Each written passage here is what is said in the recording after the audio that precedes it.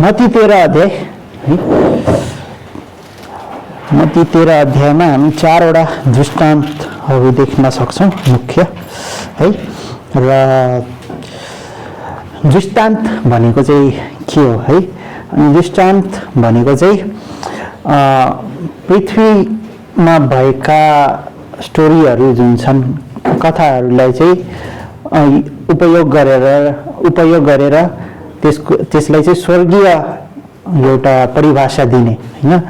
अनि येशू ख्रीष्टले चाहिँ प्राय हामीले देख्न सक्छौँ हैन, उहाँले दृष्टान्तमा कुरा गर्नुहुन्छ।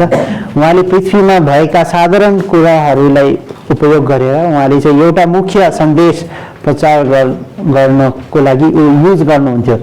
सो दृष्टान्त चाहिँ पुरानो समयमा इजरायलमा चाहिँ यहुदीहरूले धेरै उपयोग गर्थ्यो। शिक्षा र उपदेश दिनको निम्ति उनीहरूले दृष्टान्तको उपयोग गर्थे र प्राय येशू ख्रीष्टको सन्देशमध्ये 1/3 सन्देश चाहिँ उहाँले दृष्टान्तमा बोल्नु भएको छ।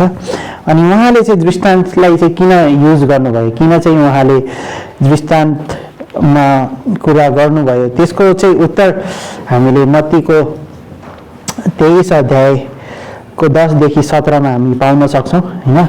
र हामी पढ्न सक्छौँ त्यो मत्तीको 23 अध्याय। र दृष्टान्त चाहिँ उहाँले यहाँ 13 अध्यायदेखि हामीले देख्न सक्छौँ मुख्य। तर दृष्टान्त किन उहाँले बोल्नुभयो, किन उहाँले दृष्टान्तमा कुरा गर्नुभयो, त्यसको उत्तर चाहिँ 23 अध्यायको 10 देखि 17 मा भनेको छ। र त्यसमा चाहिँ यस्तो लेखिएको छ, तिमीहरूलाई कसैले मालिक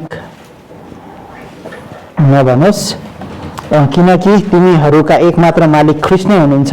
तिमीहरूमध्ये जो सबैभन्दा उच्च छ त्यो तिमीहरूको सेवक हुनुपर्छ। जसले आफूलाई उच्च पार्छ त्यो होचाइनेछ, र जसले आफूलाई होचाइनेछ के एकैछिन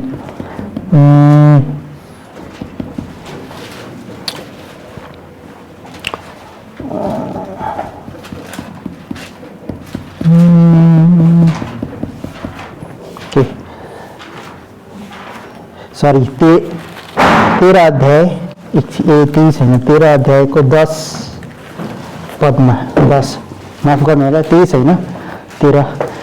ओके। अनि चेलाहरूले आएर उहाँले भने, तपाईँ तिमीहरूसँग किन दृष्टान्तमा बोल्नुहुन्छ? अनि 11 पद, उहाँले तिनीहरूलाई जवाब दिनुभयो, तिमीहरूलाई त स्वर्ग राज्यका रहस्यहरूको ज्ञान दिएको छ, तर तिमीहरूलाई भनेको दिएको छैन। किनकि जससँग छ त्यसलाई दिइनेछ र त्यससँग प्रशस्त हुनेछ, तर जससँग छैन त्यसलाई भएको पनि त्यसबाट खोसिनेछ। यसै कारण म तिमीहरूसँग दृष्टान्तमा बोल्दछु, किनभने तिमीहरू हेर्ने त हेर्छन् तर देख्दैनन्, सुन्न त सुन्छन् तर सुनेर बुझ्दैनन्। यशायाको अगमवाणी तिमीहरूमा पुरा भएको छ, सुन्न त तिमीहरू सुन्छौ तर कहिले बुझ्दैनौ, हेर्न त हेर्छौ तर कहिले देख्दैनौ। किनकि यी मानिसहरूको हृदय बोधो भएको छ र तिनीहरूका कान बौरा भएका छन्, र तिनीहरूले आफ्नो आँखा बन्द गरेका छन्। नत्र त तिनीहरूले आँखा देख्ने थिए, कानले सुन्ने थिए, हृदयले बुझ्ने थिए र फर्कने थिए, र तिनीहरूलाई निको पार्ने थिए। तर तिमीहरूका आँखा धन्य हुन्, किनकि तिनले देख्नेछन्, तिमीहरूका कान धन्य हुन्, किनकि तिनले सुन्नेछन्। साँच्चै म तिमीहरूलाई भन्दछु, तिमीहरूले देखेका कुरा धेरै अगमवक्ताहरूले र धर्मी जनहरूले हेर्ने उत्कट इच्छा गरेथे तर देखेनन्, अनि तिनीहरूले सुनेका कुरा सुन्न उत्कट इच्छा गरेथे तर सुनेनन् है। अनि यहाँ चाहिँ एउटा रहस्यको कुरा, जुन परमेश्वरको राज्यको कुरा हैन, उहाँले आफ्नो चेलाहरूलाई बताउँदै हुनुहुन्छ हैन। अनि उहाँले जो सुन्ने इच्छा राख्छन् हैन, उहाँलाई चाहिँ परमेश्वरले त्यो कुराहरू, त्यो दृष्टान्तबाट कुरा किन गर्दै हुनुहुन्छ, किनभने त्यो दृष्टान्त चाहिँ अब जसले उहाँले खोज्ने इच्छा राख्छ उनीहरूले मात्र बुझोस्, त्यो इच्छाले उहाँले कुरा गर्दै हुनुहुन्छ। अनि यशाया ओके, यहाँ योभन्दा अगाडि हामी देख्न सक्छौँ कि येशू ख्रिस्टले चाहिँ येशू ख्रिस्टको 2 सालको सेवाकाई, हामी 2 सालको सेवाकाईमा उहाँले इजरायलमा हरेक ठाउँमा उहाँले प्रचार गर्नुभयो है। अनि मत्तीको 3 अध्यायमा हामी देख्न सक्छौँ कि बप्तिस्मा भयो, बप्तिस्मा भएको हामी पाउन सक्छौँ, राजाको अभिषेक भयो हैन। मत्ती जुन पुस्तक छ त्यो चाहिँ त्यसको प्रारूप त्यो चाहिँ ख्रिस्टको कुन ख्रिस्ट येशू ख्रिस्टलाई कुन तरिकाले त्यहाँ देखाइएको छ, एउटा राजाको रूपमा चाहिँ मत्तीले देखाउँदै छैन। अनि त्यहाँ दर्शक कुन छ, यहुदीहरू छ। सो यहुदीहरूलाई यो देखाउनको निम्ति कि येशू ख्रिस्ट नै मसिहा हुनुहुन्छ, उहाँ राजा हुनुहुन्छ, उहाँ राजाहरूका राजा हुनुहुन्छ भन्ने हेतुले मत्तीले यो पुस्तक लेखेको हो। अनि मत्तीको 3 अध्यायमा हामीले त्यो राजाको अभिषेक भएको हामी देख्न सक्छौँ, येशू ख्रिस्टको बप्तिस्मा हैन। अनि त्यो एउटा चिन्ह थियो। अनि त्यहाँ हामीले देख्न सक्छौँ बप्तिस्मा दिने यूहन्नाले के भन्छ, यो परमेश्वरको थुमा हो भनेर देखाउँछ। अनि मत्तीको 8 अध्यायदेखि हामी देख्न सक्छौँ, अघि हामीले 7 अध्यायसम्म देख्यौँ हैन, तर 8 अध्यायदेखि हामीले येशू ख्रिस्टले गर्नुभएको चमत्कारिक कार्य हामीले त्यहाँ देख्न सक्छौँ। अनि त्यो चाहिँ एउटा राजाले गर्ने चमत्कार थियो हैन। येशू ख्रिस्टको बारेमा भविष्यवाणी पनि भएको थियो कि उहाँले आएर धेरै चमत्कारहरू गर्नुहुन्छ, यशायाले भविष्यवाणी गरेको थियो। अनि त्यो एउटा चिन्ह हो कि उहाँ नै मसिहा हुनुहुन्छ भनेर। सो मत्ती 8 अध्यायको 1 देखि 4 मा हामी देख्न सक्छौँ कुष्ठरोगीलाई उहाँले निको पार्नुभयो। अनि त्यो एउटा चिन्ह थियो हैन कि जुन मसिहा हुनेछ, मसीह हुनेछ, उसले चाहिँ के गर्छ, कुष्ठरोगीहरूलाई निको पार्नुहुन्छ। सो त्यो चमत्कार हामीले देख्न सक्छौँ मत्तीको 8 अध्यायमा 1 देखि 4, 5 देखि 13 अध्यायमा हामी 5 पङ्क्तिदेखि 13 पङ्क्ति मत्तीको 8 मा हामी देख्न सक्छौँ कि येशू ख्रिस्टले एउटा सिपाहीको सेवकलाई टाढैदेखि उहाँले के गर्नुभयो, निको पार्नुभयो हैन।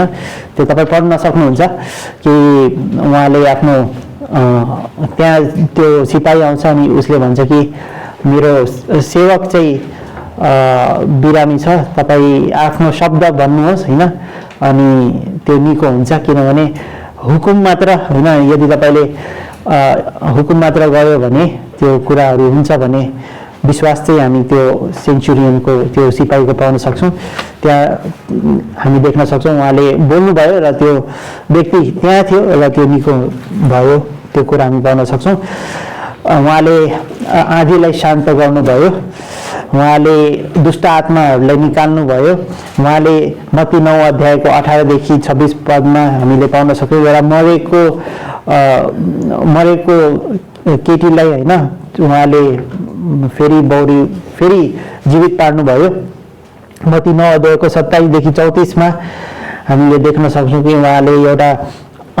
उहाँले जुन कानले नसुन्ने मान्छेहरू, आँखाले नदेख्ने मान्छेहरूलाई निको पार्नुभयो।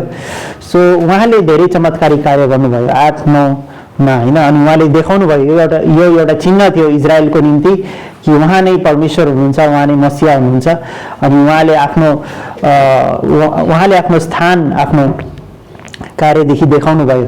अनि यो छरपष्ट थियो हैन, उहाँलाई थाहा थियो, मानिसहरूलाई थाहा थियो कि यो कार्य कुनै साधारण मानिसले गर्न सक्दैन, तर यो पक्कै पनि मसिहा हुनु नै पर्छ हैन। अनि उहाँले सबै चित्रहरू जुन देखाउनु पर्ने थियो कि उहाँ मसिहा हुनुहुन्छ, उहाँले सबै कुराहरू देखाउनु भयो इजरायलमा है। त्यहाँदेखि मत्तीको 10 अध्यायमा हामीले देख्न सक्छौँ उहाँले आफ्नो 12 चेलाहरूलाई सुसमाचार प्रचार गर्न पठाउनु भयो। सारा इजरायलमा हामीले देख्न सक्छौँ उहाँले सुसमाचार प्रचार गर्नुभयो। सो च्याप्टर 12 सम्म हामी देख्न सक्छौँ 2 वर्ष भयो उहाँको सेवकाईको है। 2 वर्ष भइसक्यो, उहाँले शिक्षा सिकाउँदै हुनुहुन्छ, उहाँले आफ्नो चमत्कारहरू इजरायलमा देखाउँदै हुनुहुन्छ। तर पनि यहुदीहरूले के गर्यो, उहाँलाई इन्कार गर्यो है। अनि मत्तीको 12 अध्यायमा यहुदीहरूले अझै झन् के गर्न थाले, उहाँले उहाँको कार्यमाथि दोष देखाउन थाले कि तपाईले जुन कार्य गर्दै हुनुहुन्छ त्यो तपाईले शैतानको सामर्थ्यले गर्दै हुनुहुन्छ भन्ने कुराको दोष त्यहाँ हामीले लगाएको पाउन सक्छौँ। मत्तीको 12 अध्यायको 22 देखि 24 मा हामीले त्यो कुरा पाउन सक्छौँ। सो अनि त्यहाँदेखि येशू ख्रीष्टले चाहिँ उहाँलाई रिप्लाई दिनुहुन्छ, प्रत्युत्तर दिनुहुन्छ। मत्तीको 12 को 25 देखि 40 मा तपाईले त्यो पढ्न सक्नुहुन्छ कुन तरिकाले उहाँले प्रत्युत्तर दिनुहुन्छ। सो त्यो चाहिँ तपाईको होम रिडिङ हो हैन, तपाईले पढ्नुहोस्। अनि सो मत्तीको 13 अध्यायमा चाहिँ अब चाहिँ के हुन्छ, मत्तीको 13 अध्यायमा त्यही दिन है जब उहाँले उनीहरूलाई दोष दिन थाले, त्यही दिन के भयो, येशू ख्रीष्ट घरबाट निस्केर समुद्रको किनारमा बस्नुभयो है। घर भनेको के हो, त्यो इजरायल एउटा सम्बोधित हैन, सम्बोधित गरेको छ। इजरायलबाट उहाँ गएर समुद्रको छेउमा बस्नुभयो, यानि कि अन्य जातिहरूको अगाडि उहाँ बस्नुभयो। अनि 2 पदमा यति ठुलो भिड उहाँको नजिक भेला भयो कि उहाँ डुङ्गामा चढेर बस्नुभयो अनि सबै मानिसहरू किनारमा खडा भए अनि तिनीहरूलाई दृष्टान्तमा धेरै कुरा भन्नुभयो है। सो अब चाहिँ येशू ख्रीष्ट ले त्यहाँदेखि चाहिँ दृष्टान्तमा कुरा गर्न थाल्नुभयो है। योभन्दा अगाडि पनि दृष्टान्तमा कुरा गर्नुभएको थियो, तर त्यो दृष्टान्त चाहिँ सबैले बुझ्ने खालको थियो। तर अब चाहिँ उहाँले एउटा विशेष विशेष भिडलाई उहाँले सम्बोधित गर्दै हुनुहुन्छ। त्यहाँ भिडमा धेरै मानिसहरू थियो हैन, तर त्यहाँ जसले चाहिँ त्यो भिडमा चाहिँ जसको इच्छा थियो परमेश्वरले खोज्ने, उसले मात्र त्यो दृष्टान्तको उत्तर बुझ्ने थियो है। अनि किनभने अब येशू ख्रीष्टले 2 वर्ष आफ्नो सेवकाई इजरायलहरूलाई आफ्नो त्यो देखाइसकेपछि उनीहरूले जब इन्कार गरे, सो अब उहाँ चाहिँ आफ्नो सेवकाई अब उनीहरूले अन्य जातिहरूको बीचमा चाहिँ उहाँ प्रचार गर्दै हुनुहुन्छ, जसले अनि त्यहाँदेखि चाहिँ हामी पाउन सक्छौँ जसको कान छ त्यसले सुनोस् हैन। धेरैचोटि येशू ख्रीष्टले भन्नुभएको छैन जसको कान छ त्यसले सुनोस् हैन। किनभने अघि हामीले पढ्यो हैन, त्यो दृष्टान्त त्यो मत्तीको अघि हामीले हेर्यौँ कि मत्तीको 13 अध्यायको 10 पददेखि हामीले देखेका थियौँ किन उहाँले प्रचार गर्दै हुनुहुन्थ्यो दृष्टान्तमा। किनभने उहाँले भन्दै हुनुहुन्छ कि धेरैजनाको कान छ तर उनीहरूले सुन्न चाहेनन्, धेरैजनाले बुझ्न चाहेनन् है। उनीहरूले पनि प्रचार गरे तर बुझ्न चाहेनन्, तर अब कसले सुन्छ, जसको कान छ त्यसले सुन्छ हैन।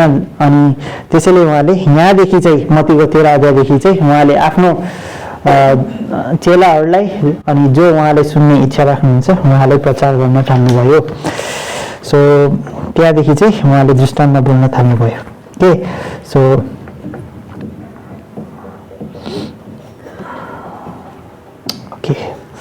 सो 13 अध्याय हामी पढौँ।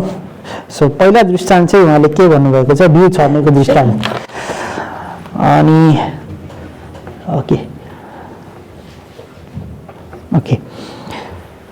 सो एउटा बिउ छर्ने निस्क्यो अनि यसरी छर्दा केही बिउ ओके तपाईमध्ये कसैले पढ्नुहोस् त मत्तीको 13 अध्यायको 4 पददेखि हैन, 4 पददेखि हामी 17 पदसम्म कसैले राम्ररी पढिदिनुहोस् त। 4 देखि 17 अनलाइनमा भएकाहरू पनि आफ्नो आफ्नो बाइबलमा हेर्न सक्नुहुन्छ। 13 अध्यायको भन्नु सरी यस 13 अध्यायको 4 देखि 17 पदसम्म यहाँ चाहिँ यस्तो लेखेको छ। अनि उसले बिउ छर्दा हुँदी केही बिउ बाटोको किनारमा खसे अनि चराहरू आएर तिनलाई खाइदिए। केही ढुङ्गेनी जमिनहरूमा खसे जहाँ तिनीहरूले धेरै माटो पाएनन् र माटोको गहिराई नभएको हुनाले ती झट्टै उम्रिहाले। अनि जब घाम लाग्यो तब ती खरिए र जरा नभएको हुनाले ती सुकी गए। अनि केही काँडाहरूका बीचमा खसे अनि ती काँडाहरू बढेर तिनलाई निस्यासी दिए।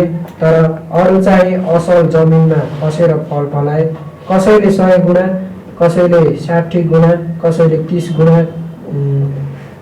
जसका सुन्नलाई कान छन् त्यसले सुनोस्। एकैछिन है, अब वेट गरौँ एकछिन यहाँ। सो यहाँ हामी चारवटा मानिसहरूको बारेमा देख्न सक्छौँ होइन। अनि यहाँ बिउ छर्नेले बिउ छर्दैछ होइन। यसको अर्थ के हो? सुसमाचार प्रचार हुँदैछ। यहाँ सुसमाचार प्रचार गर्नेले प्रचार गर्दैछ। त्यो बिउ चाहिँ यीशु ख्रीष्टको सन्देश हो होइन। अनि यहाँ चाहिँ यीशु ख्रीष्ट स्वयंले आफैले देखाउँदै हुनुहुन्छ कि बिउ छर्दै हुनुहुन्छ उहाँले। अनि त्यो सिड चाहिँ के हो? बिउ चाहिँ के हो? परमेश्वरको वचन हो होइन। अनि यहाँ चारवटा मानिसहरूको बारेमा हामी देख्न सक्छौँ। अनि जुन बिउ छ त्यो पहिला चाहिँ कहाँ परेछ? बाटोतिर परेछ है। रचरा चुरुङ्गी आएर त्यसलाई खायो। यसको अर्थ यो हो कि बाटोतिर परेको अर्थ यो हो कि केयरलेस हार्ट। केयरलेस भन्नाले केयरलेस त्यसको ध्यान छैन है। हामीले प्रचार गर्न जाँदाखेरि कतिजनालाई हामी ट्याक्स दिन्छौँ होइन। अनि ट्याक्स दिन्छौँ, परमेश्वरको बारेमा भन्छौँ, उनीहरूले सुन्दैनन्, यस्तो यस्तो गरेर जान्छन् होइन। त्यो केयरलेस हार्ट हो। हामीले बिउ छर्नेले छर्यो होइन, दिने कोसिस गर्यो तर उनीहरूले ध्यान दिएन है, त्यस्तो भयो। अर्को केही बिउ ढुङ्गेनी जमिनमा र जहाँ धेरै माटो थिएन त्यहाँ परेछ। अनि त्यसको अर्थ चाहिँ के हो कि त्यो व्यक्तिको हृदय चाहिँ कठोर थियो होइन। उसले ऊ कहाँ परमेश्वरको वचन आयो तर उसको हृदय कठोर भएको कारणले चाहिँ उसले त्यो स्वीकारेन। त्यो उसमा त्यो जमिनमा धेरै माटो थिएन, उसको हृदय कठोर थियो है, त्यसैले त्यो फलेन। त्यहाँदेखि चाहिँ तेस्रो बिउ चाहिँ कहाँ परेछ? केही ओके, अरू चाहिँ काँडाहरूको बिचमा परे तर काँडाहरू बढेर आए र तिनलाई नासिदिए। र यो व्यक्तिले परमेश्वरको वचन सुन्यो है। अनि सुन्यो अनि उसको मनमा राम्रो मतलब उसले सुन्यो, उसको मन हर्षले भर्यो होइन। उसले स्वीकार गरेको त छैन तर पनि उसलाई चाहिँ राम्रो लाग्यो त्यो वचन। जब पनि हामी कलकत्तामा थियौँ होइन, कलकत्तामा चाहिँ नेपालको जस्तो परिस्थिति छैन। यहाँ चाहिँ प्राय मान्छेले परमेश्वरको बारेमा सुन्न रुचाउँदैनन् तर त्यहाँ चाहिँ झन् रुचाउँछन् है। अनि उनीहरू चाहिँ कस्तो छ कलकत्ताका मानिसहरू, उनीहरू भनौँ न अल्छे मानिसहरू छन् है।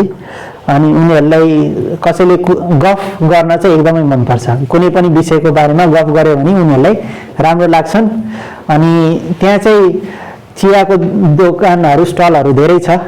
अनि किनकि मान्छेहरूलाई चाहिँ अब चिया खाँदै गफ गर्न मनपर्छ भनेर चाहिँ त्यहाँ चाहिँ चियाको व्यापार धेरै हुन्छ।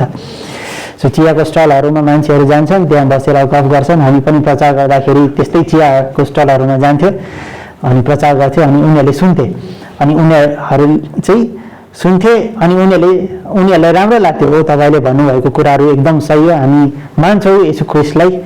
तर उनीहरूको हृदय चाहिँ कस्तो थियो? यस्तो थियो कि काँडामा भएकाहरू होइन। त्यो बिउ चाहिँ काँडामा हामीले फाल्दै थियो।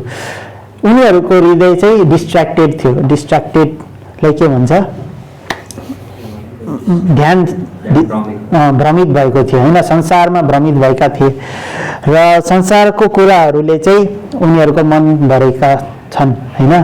यी व्यक्तिहरू परमेश्वरको वचन त आयो तर संसारमा भ्रमित भएको कारणले पछि उनीहरू संसारमै जान्छन्। संसारको कुराहरूलाई ध्यान दिएर उनीहरू चाहिँ त्यो परमेश्वरको वचनलाई बिर्सिन्छन्। अनि त्यसको कुनै पनि त्यो बिउबाट कुनै पनि फल निस्किँदैन है। उनीहरूले सुन्यो तर संसारको कारणले चाहिँ त्यो परमेश्वरको वचनलाई चोक भन्नाले त्यो घाँटी थिच्दाखेरि कस्तो हुन्छ होइन, त्यस्तै हो।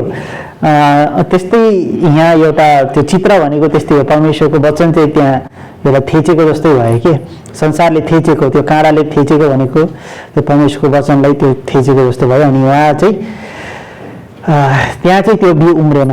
तर लास्टमा चाहिँ कुन अरू बिउ चाहिँ असल जमिनमा परे र कुनैले 100, कुनैले 60, कुनैले 30 गुणा फल दिए, जसको कान छ त्यसले सुनोस् है। तर कुनै कुनै बिउ जब हामी प्रचार गर्छौँ, कुनै कुनै बिउ चाहिँ राम्रो जमिनमा फल्छ हैन, अनि त्यसले चाहिँ धेरै त्यसले फल उत्पन्न गर्छ। अब मलाई यहाँको बारेमा त्यति थाहा छैन हैन, तर मलाई मुम्बईको बारेमा थाहा छ, मुम्बईको स्टोरिजहरू धेरै थाहा छ। अनि मुम्बईमा पास्टर गणेश हुनुहुन्छ, पास्टर गणेश वाङखडे, तपाईँले चिन्नु भएको छ, देख्नु भएको छ। अनि पास्टर गणेश वाङखडे उहाँलाई इन्डियाको बिली ग्राहम भनेर पनि हामीले भन्छौँ, किनभने उहाँलाई सबभन्दा मनपर्ने प्रचारक भनेको बिली ग्राहम नै हो। अनि जब उहाँले प्रचार गर्नुहुन्छ, उहाँले त्यस्तै तरिकाले प्रचार गर्नुहुन्छ। बिली ग्राहम र उहाँलाई एकसँगै राख्यो भने एउटा अमेरिकन हो, एउटा इन्डियन हो भनेर थाहा हुन्छ, किनभने उहाँ एउटा प्रचारक हुनुहुन्छ। अनि उहाँ चाहिँ एकचोटि चाहिँ निराश भएर, काम नपाएर मुम्बईमा उहाँ आउनुभएको थियो र निराश भएर चाहिँ उहाँ त्यो जुहु बिचमा है, समुद्रको छेउमा उहाँ बसिराख्नु भएको थियो कि। अनि त्यतिखेर चाहिँ मुम्बईमा चर्च थिएन, तर स्टार्टिङमै अब त्यहाँ युएसबाट ग्रेटर वेस्टका मिसनरिजहरू आएर त्यहाँ प्रचार गर्दै गरेको बेलामा उहाँलाई एउटा ट्र्याक पायो हैन। त्यो ट्र्याक्स पाइसकेपछि उहाँले विश्वास गर्यो, अनि विश्वास गरेर चाहिँ उहाँ उद्धार पाउनुभयो।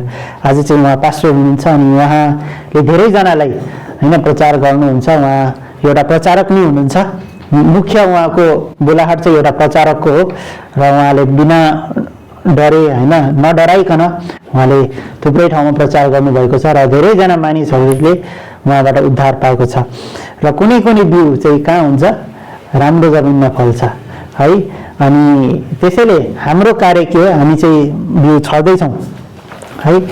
अनि 4 जना मध्ये 1 जना मानिसले चाहिँ विश्वास गर्छ, अनि त्यो मानिसले चाहिँ 30 गुणा, 60 गुणा या 100 गुणा चाहिँ उसले के गर्छ, फल उत्पन्न गर्छ। हुन त हामी सबैमा त्यो क्षमता छ, हामीले 100 गुणा हामीले फल उत्पन्न गर्न सक्छौँ। त्यो हाम्रो विश्वासमाथि निर्भर पर्छ, त्यो हाम्रो चालमाथि निर्भर पर्छ, हामीले आफूलाई परमेश्वरलाई दिएको छ त्यो अनुसार निर्भर पर्छ। यदि हामीले सम्पूर्ण रूपले आफूले परमेश्वरलाई सुम्पेका छौँ भने हामीमा पनि त्यो क्षमता छ कि हामी सबैले 100 गुणा फल उत्पन्न गर्न सक्छौँ। ओके, सो राम्रो बिउ है, 4 जना मध्ये 1 जनाले विश्वास गर्छ होला, अनि त्यसले चाहिँ त्यो राम्रो बिउमा, राम्रो जमिनमा परेको छ, त्यसले राम्रो फल उत्पन्न गर्छ। येशू ख्रीष्टले 12 जना चेलादेखि सुरुवात गर्नुभयो। मत्तीको 10 अध्यायमा, लुकाको 10 अध्यायमा 70 जना पुगे उहाँको चेलाहरू। त्यहाँदेखि पहिलो कोरिन्थी 15 अध्यायमा 500 जना हामी देख्न सक्छौँ हैन। अनि त्यहाँदेखि प्रेरितको 2 अध्यायमा 3000 भयो है, 3000 जनाले विश्वास गर्यो। प्रेरितको 4 अध्यायमा 5000 जनाले हैन। अनि 1 सदीमा, मण्डली इतिहासको 1 सदीमा चाहिँ हामी देख्न सक्छौँ कि धेरैजनाले यीशु ख्रीष्टमाथि विश्वास गरेको पाउन सक्छौँ। आज चाहिँ लगभग 700 मिलियन भन्नाले 700 के भन्छ, अरब जति विश्वासीहरू छन्, जो भी करोड, 700 करोड विश्वासीहरू छन्। सुरु कहाँबाट भयो, 1 जनाबाट, यीशु ख्रीष्ट हैन। तर आज चाहिँ 700 करोड जना विश्वासीहरू छन् हैन। सो त्यही हो कि राम्रो जमिनमा फलेको, राम्रो जमिनमा परेको बिउले धेरै उत्पन्न गर्छ हैन। सो परमेश्वरको राज्य बढ्दैछ। So next carry on. 10 देखि अनि चेलाहरू आएर उहाँलाई भने, तपाईँ तिनीहरूसित किन दृष्टान्तहरूमा बोल्नुहुन्छ? होइन, यो हामीले देख्यौँ होइन। सो यो हामीले पढिसक्यौँ 10देखि 17। यहाँ चाहिँ अघि मैले भनेको जस्तै किन दृष्टान्तमा बोल्नुभयो त्यो कुरा यहाँ भनेको छ। सो पहिला चाहिँ परमेश्वरले, यीशु ख्रीष्टले चाहिँ इजरायललाई सम्बोधित गर्दै हुनुहुन्थ्यो। इजरायलले कुरा सुनेन, यहुदीहरूले कुरा सुनेन, तर अब उहाँले चाहिँ त्यसैले प्रचार गर्दै हुनुहुन्छ जसले सुन्ने इच्छा राख्दछन् है, जसको कान छ त्यसले सुन्छ। सो अब 18 पददेखि हेर्नुहोस्। ओके 18 देखि पढ्नुस् त। स्टार्ट 18 देखि 23 सम्म। यसकारण तिमीहरूले बिउ छर्नेको दृष्टान्त सुन। जब कसैले राज्यको वचन सुन्छ तर त्यसलाई बुझ्दैन, तब त्यो दुष्ट आउँछ र जे कुरा उसको हृदयमा छरिएको थियो सो खोसेर लैजान्छ। यो उही हो जो बाटोतिर छरिएको थियो तर ढुङ्गेनी जमिनहरूमा छरिएको चाहिँ यो हो जसले वचन सुन्छ र तुरुन्तै आनन्दपूर्वक त्यसलाई ग्रहण गर्छ, तर आफूमा जरा नभएको हुनाले त्यो केही समयसम्म मात्र रहन्छ। किनकि वचनको कारणले जब कष्ट वा खेदो आइपर्छ तब तुरुन्तै त्यसले ठेस खाइहाल्छ। अनि काँडाहरूका बीचमा छरिएको चाहिँ यो हो जसले वचन सुन्छ अनि यस संसारको फिक्री धन सम्पत्तिको धोकाले वचनलाई निस्यासिदिन्छ र यो फलहीन बन्छ। तर असल जमिनमाथि छरिएको चाहिँ यो हो जसले वचन सुन्छ र त्यसलाई बुझ्छ, त्यसैले फल फलाउँछ। अनि कसैले 100, कसैले 60 र कसैले 30 गुणा फल फलाउँछ। असल जमिनमा छरिएको चाहिँ कस्तो हो रे? जसले वचन सुन्छ अनि बुझ्छ अनि त्यसले चाहिँ साँच्चै नै फल फलाउँछ। अर्को दृष्टान्त चाहिँ हामी देख्न सक्छौँ 24 देखि 29 कि सामाको दृष्टान्त। अनि यहाँ चाहिँ हामी शैतानको कार्यको बारेमा पनि देख्न सक्छौँ। अनि स्वर्गको राज्य एउटा मानिस जस्तो हो जसले आफ्नो खेतमा असल बिउ रोप्यो है। अनि परमेश्वरले जहिले पनि असल बिउ रोप्नुहुन्छ। बिउमा खराबी छैन है, तर खराबी कहाँ छ? जमिनमा हुन्छ होइन, हाम्रो हृदयमा, मानिसहरूको हृदयमा हुन्छ। बिउ राम्रो छ, बिउ असल छ, तर मानिसहरू सुतेको बेला उसको शत्रु आयो र गहुँको बीचमा सामाहरू रोपेर गयो। जब बोट निस्केर त्यसमा दाना लागे तब सामा पनि देखा पर्यो। घरका मालिकले कमाराहरूलाई आएर उसलाई भने, घरका मालिकका कमाराहरूले उसलाई आएर भने, हजुर के तपाईँले आफ्नो खेतमा असल बिउ रोप्नु भएको होइन र त्यहाँ सामा कहाँबाट आयो? घरको मालिकले तिनीहरूलाई भन्यो, कुनै शत्रुले यसो गएको हो। कमाराहरूले उसलाई भने कि हामी गएर ती बटुलौँ, तर उसले भन्यो त्यसो नगर, नत्र त तिमीहरूले सामा उखेल्दा गेहूँ समेत उखेली पठाउनेछौ। फसलको समयमा दुवैलाई सँगै बढ्न देऊ। फसलको बेलामा कटनी गर्नेहरूलाई भन्ने छु, पहिलो सामा उखेलेर जलाउनलाई बिटा बाँध, तर गहुँ चाहिँ मेरो ढुकुटीमा राख। सो ओके, पहिला जुन दृष्टान्त हामीले देख्यौँ बिउ छर्नेको दृष्टान्तमा, त्यहाँ पनि हामीले शैतानको कार्य पाउन सक्छौँ होइन। अनि त्यहाँ शैतानले चाहिँ परमेश्वरको कार्यको विरुद्ध आक्रमण गरेको हामी पाउन सक्छौँ होइन। जुन हामीले 18 देखि 23 हामी पढ्यौँ होइन। जुन त्यसमा चाहिँ अब जुन बिउ छरिएको छ होइन, पहिला चाहिँ के हुन्छ, चराचुरुङ्गीहरूले आएर लग्छ होइन। सो त्यो चाहिँ शैतानका दूतहरू नै हो। अनि कतिचोटि चाहिँ त्यो संसार पनि के अरे शैतानले त्यसको उपयोग गर्छ, संसारको कुराहरू देखाउँछ ताकि त्यो मानिसको मन परमेश्वरको वचनबाट चाहिँ भड्केर जाओस्, उसले परमेश्वरको वचनलाई चाहिँ स्वीकार नगरोस्। सो पहिलो प्याराबलमा चाहिँ, पहिलो दृष्टान्तमा चाहिँ शैतानले परमेश्वरको कार्यको विरुद्धमा कार्य गरिरहेको हामी पाउन सक्छौँ। अर्को यो दृष्टान्तमा चाहिँ शैतानले चाहिँ परमेश्वरको कार्य जसले गर्दैछ त्यसमाथि आक्रमण गरेको हामी देख्न सक्छौँ होइन। सो यहाँ चाहिँ रोपेको छ बिउ, तर त्यहाँ चाहिँ शत्रुले आएर के गर्छ, सामा पनि रोपिदिन्छ। त्यो अब त्यो गहुँ र सामा देख्दाखेरि जबसम्म त्यो फल्दैन, जब बढिरहेको अवस्थामा हेर्दा त एक जस्तै लाग्छ होइन। अनि त्यसैले त्यहाँ हामीले एउटा चित्र चाहिँ यो देख्छौँ होइन कि शैतानले त्यहाँ कार्य गरिरहेको छ होइन। सो शैतानको कार्य के छ कि उसले चाहिँ साँचो शैतानले चाहिँ जहिले पनि कपी गर्न खोज्छ कि, चाइना जस्तै हो। चाइनाले हरेक कुरा चाहिँ कपी गर्छ नि, ओरिजिनलको डुप्लिकेट बनाउँछ नि, त्यस्तै शैतानले पनि त्यस्तै गर्छ। परमेश्वरको ओरिजिनल कुरालाई चाहिँ उसले डुप्लिकेट जस्तो बनाउँछ। अब बिस्लेरीको बोतल तपाईँलाई थाहा छ बिस्लेरी भनेको चाहिँ अब यस्तै मिनरल वाटर बनाउने कम्पनी हो अनि उसले चाहिँ उसको मिनरल वाटर चाहिँ एकदमै राम्रो हुन्छ। सो प्राय मानिसहरूले त्यही रुचाउँछन्। तर अब मार्केटमा गयो भने किनकि बिस्लेरीको बिस्लेरीको भ्यालु धेरै छ, मानिसहरूलाई थाहा छ। सो त्यस्तै खाले अब अरूमा मार्केटिङहरूले के गर्छ, त्यस्तै बनाउँछ तर त्यो नाम कलरहरू त्यस्तै हुन्छ, जस्तो त्यो लेबल छ त्यस्तै लेबल बनाउँछ। तर त्यहाँ बिस्लेरीको जग्गा चाहिँ स्पेलिङ मात्र अलिकति फरक गरिदिन्छ। BISLERI छ भने BISLIRI गरिदिन्छ होइन, ताकि मान्छेहरूले जब देखोस् उनीहरूलाई लाग्छ कि यो बिस्लेरी नै हो भनेर उनीहरूले किन्छ। कुरकुरे, अब इन्डियाको कुरकुरे छ, कुरकुरे त इन्डियामा भनिन्छ होइन, तर नेपालले पनि आफ्नो निकालेछ, त्यसमा नि कुरकुरे नै कुरमुरे गरेछ होइन।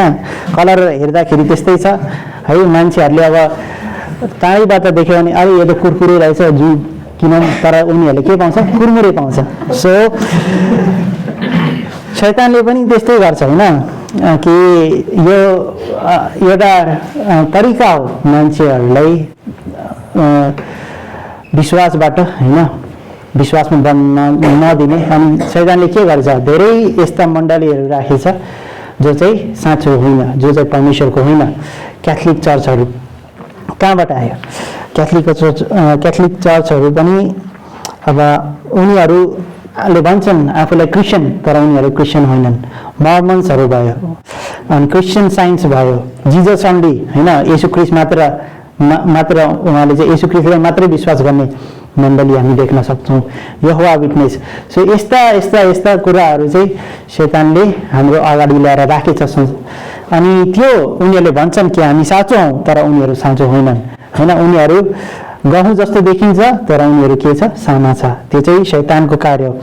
र यिनीहरूले चाहिँ के गर्छ, परमेश्वरको वचनलाई गलत तरिकाले प्रचार गर्छ होइन। त्यहाँ चाहिँ परमेश्वरको मुख्य डक्ट्रिन, मुख्य सिद्धान्तलाई, उद्धारको मुख्य चाहिँ के हो, उनीहरूले उद्धारको बारेमा गलत प्रचार गर्छ होइन। किनभने यदि उनीहरूले उद्धारको बारेमा प्रचार गर्यो भने मानिसहरूले उद्धार पाउनेछ र शैतानले आफ्नो पासोबाट मान्छेहरू गुमाउँछन्। त्यसैले मुख्य सन्देश चाहिँ उनीहरूले उद्धारको डक्ट्रिनको विरुद्धमा चाहिँ उनीहरूले गलत प्रचार गर्छन् है। सो त्यो कुरा हामी पाउन सक्छौँ।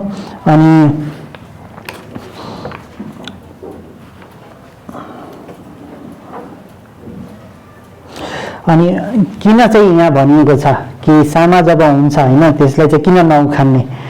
मिडल इस्टमा जब त्यहाँ चाहिँ कस्तो हुन्छ कि यो जुन सामाहरू कस्तो हुन्छ, सामा भनेको चाहिँ अब जब त्यो जमिनमा जान्छ त्यसले चाहिँ त्यसको जुन जडा हुन्छ नि, त्यसले चाहिँ गेहुँको जरामाथि चाहिँ त्यसले यस्तो ऱ्याप गर्छ अरे के। अनि यदि तपाईँले त्यो सामाले उखेल्यो भने त्यो सँगैसँगै गेहुँ पनि उख्लिन्छ, किनभने त्यसको जरा चाहिँ गहुँको जरासँग चाहिँ जोडिएको छ। सो त्यसैले जबसम्म त्यो बढ्दैन तबसम्म त्यसले त्यस्तै रहन दिनुपर्छ। किनभने जब त्यो बढ्छ थाहा हुन्छ, फलबाट नै थाहा हुन्छ, किनभने त्यो सामामा त फल फलाउँदैन होइन, त्यो गहुँ लाग्दैन, गहुँ लाग्यो भने यस्तो झुक्छ, तर त्यो सामा चाहिँ यस्तै ठाडो हुन्छ अरे कि। त्यसैले चाहिँ थाहा हुन्छ कि यो सामा हो, त्यसले उखाल्न सजिलो हुन्छ, काट्न सजिलो हुन्छ, अनि त्यसको कारणले चाहिँ गहुँमाथि चाहिँ केही असर पर्दैन। सो त्यसैले त्यो सामाहरू चाहिँ निकाल्नु हुँदैन। अब यहुदा र पत्रसको बारेमा पनि हामीले उदाहरण देख्न सक्छौँ। यहुदालाई देख्यो भने चाहिँ लाग्छ कि होइन यो चाहिँ गहुँ जस्तै हो, तर पत्रसलाई देखेर उसको कार्यलाई देखेर लाग्थ्यो कि यो चाहिँ यो सामा हो, किनभने यसले त कान पनि काटेर फालेको छ, यसले परमेश्वरलाई इन्कार गरेको छ, यसले के गरेको छ होइन, हामीले पाउन सक्छौँ पत्रसको बारेमा। तर को थियो र? सामा यहुदा थियो होइन। अनि पत्रस चाहिँ एउटा असल बिउ थियो है। सो त्यस्तै हो के। सो कटनीको समयमा थाहा हुन्छ कि के हो असल सामा के हो र असल बिउ के हो र साना चाहिँ के हो। जब स्वर्गमा हामी हुन्छौँ हामीलाई थाहा हुन्छ कि को चाहिँ कसले चाहिँ विश्वास गरेको थियो, को चाहिँ गलत थियो र जो गलत छ त्यसले आगोमा हैन नरकमा फालिनेछ। ओके, सो त्यहाँ त्यो कुरा त्यो दृष्टान्तमा चाहिँ त्यो कुरा हामी पाउन सक्छौँ। तेस्रो के छ, रायोको दाना र खमीरको दृष्टान्त। सो रायोको दाना मत्ती 13 को 31 देखि 32 सम्म है। कसैले पढिदिनुहोस् त।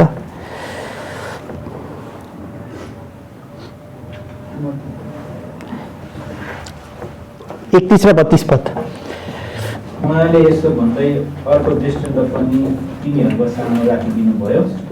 स्वर्गको राज्य चाहिँ रायोको एउटा दाना जस्तो हो, जसलाई एउटा मानिसले लगेर आफ्नो बारीमा छर्यो, जुन चाहिँ साँच्चै सबै बिउहरूभन्दा सानो हुन्छ।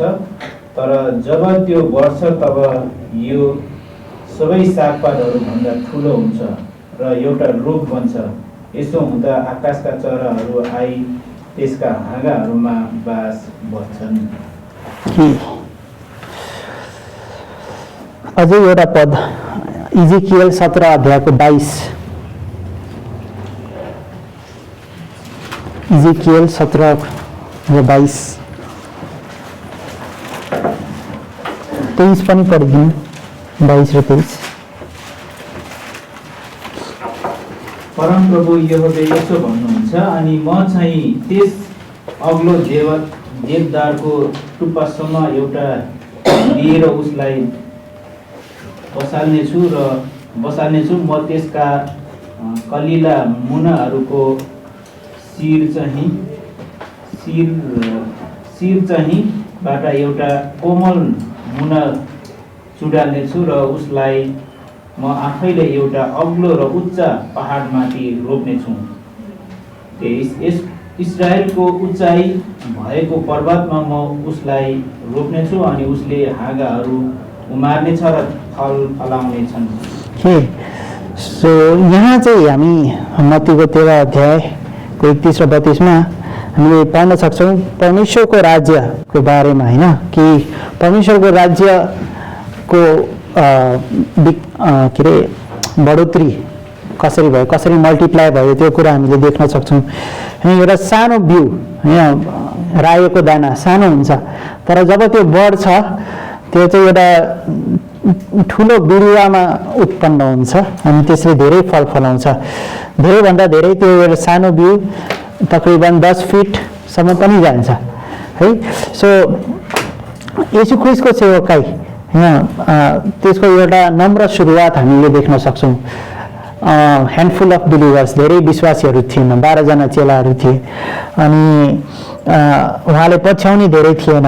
उहाँ एउटा ठुलो व्यक्ति पनि हुनुहुन्थेन, महान भनौँ न त्यतिखेर प्रख्यात के अरे पावरमा भएको मानिस हुनुहुन्थेन, तर उहाँले आफ्नो सुरुवात एउटा नम्र प्रकारले गर्नुभयो अनि उहाँका चेलाहरू पनि कम्ती थिए। उहाँको जब मृत्यु भयो त्यतिखेर त्यो मृत्युले धेरैजनाको ध्यान आकर्षण गरेन, पुरै संसारको ध्यान आकर्षण गरेन अनि उहाँ एउटा यस्तो बिरुवा थियो जसले चाहिँ आफ्नो ज्यान दिनुभयो है। तर हामीले देख्न सक्छौँ त्यो उहाँको कार्य त्यहाँदेखि बढेर कहाँ सारा संसारमा फैलिएको हामी पाउन सक्छौँ।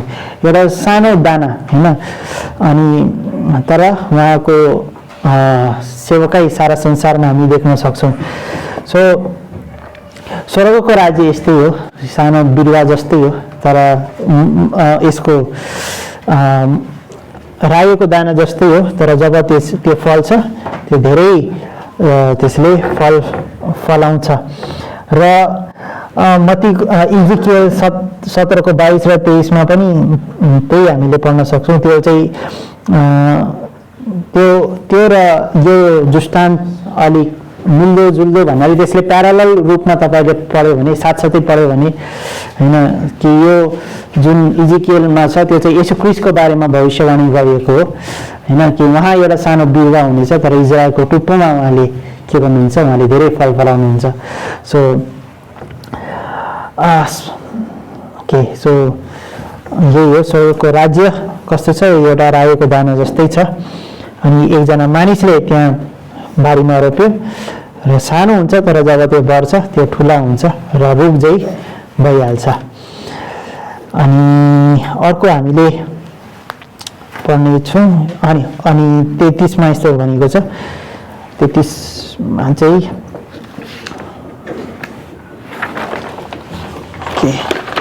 खमीरको बारेमा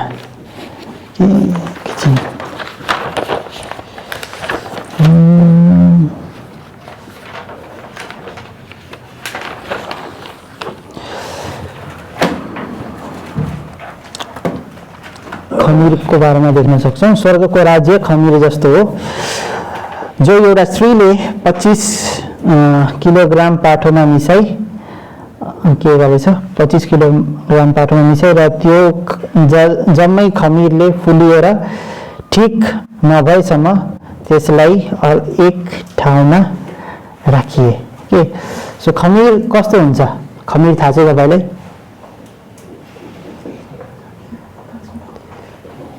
खमीर थाहा छ है सानो हुन्छ सानो सानो दाना हुन्छ ब्रेड बनाउनको लागि युज हुन्छ हैन यदि त्यही मैदालाई तपाईले यतिकै मलेर राख्नुभयो भने त्यो फुल्दैन है तर त्यसमाथि तपाईले खमीर हालेर एकछिन राख्नुस् त्यो ठुलो हुन्छ सो स्वर्गको राज्य पनि त्यस्तै हो हेर्दाखेरि सानो तर त्यो त्यसमा धेरै त्यो एउटा खमीर जस्तै हो हैन त्यो खमीर हालेर त्यो बढ्छ त्यस्तै स्वर्गको राज्य पनि बढ्दैछ अनि सो ओके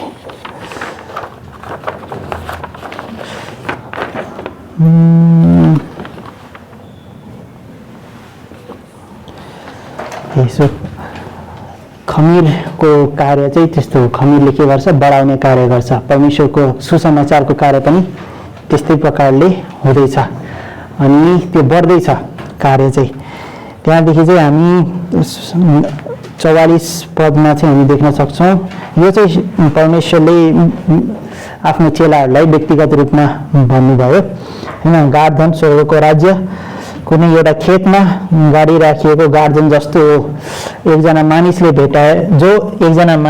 भेटाएर लुकाइराख्दछ र आनन्दित भएर ऊ जान्छ र आफूसित भएको सबै बेच्छ र त्यो खेत किन्छ है अनि एकजना मानिसलाई अब यहाँ एउटा चित्र जस्तै छ त्यो मानिसले थाहा छ त्यो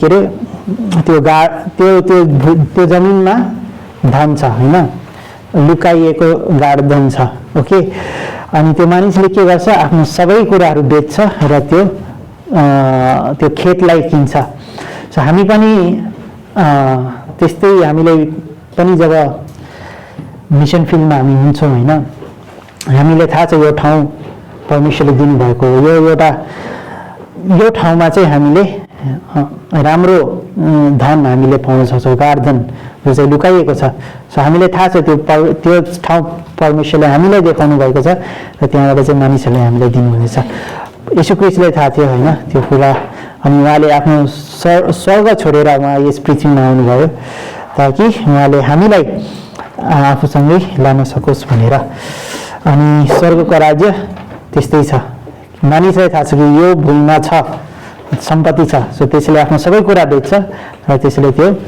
ठाउँ किन्छ बहुमूल्य मोती फेरि स्वर्गको राज्य असल मोतीहरू खोज्ने एउटा व्यापारी जस्तो हो जसले एउटा बहुमूल्य मोती पाएपछि गएर आफूसँग भएका सबै बेचेर त्यो मोती किन्छ है अनि माछा पक्राउने जाल त्यो पढ्न सक्नुहुन्छ तपाईले ओके सो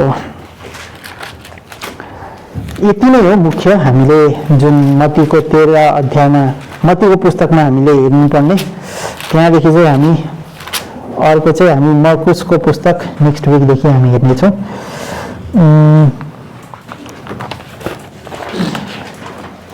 अनि ओके सो मर्कुसको पुस्तक हामी हेर्नेछौँ नेक्स्ट विक कुनै प्रश्न छ भने तपाईँ सोध्न सक्नुहुन्छ